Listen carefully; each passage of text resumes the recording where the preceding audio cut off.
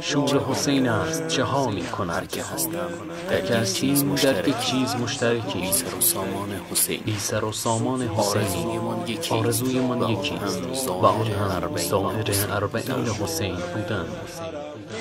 دردمان یکی است، جا ماندن از کاروان در التهاب زینب کبری. سوزمان یکی است، نداشتن پرواز تا حریم حرم سید الشهدا. و در این کم سعادتی همه به این ندا دل خوش کرده ایم که فرمود: من زار عبدالعظیم به ری که من زار الحسین به کربلا.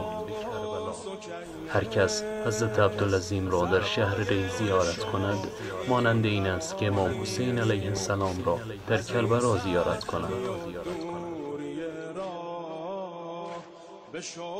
امید است که با رونق بخشیدن به این عزاداری عظیم که به حرم عبدالعظیم علیه السلام ختم خواهد شد، به خیمه حسینی وارد شویم و شهرمان را معطر به سیل خروشان زائران حسینی کنیم.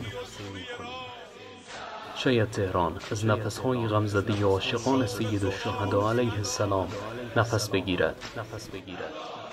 هر کس هر چه میتواند در طبق اخلاص بگذارد.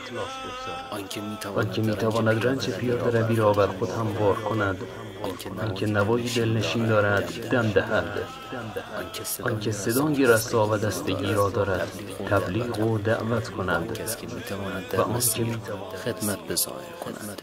همه مأجورند انشاءالله که این بیرق برافراشته به نام حسین است و تنها برای آن و تو جامعه پناه برده بر حریم سید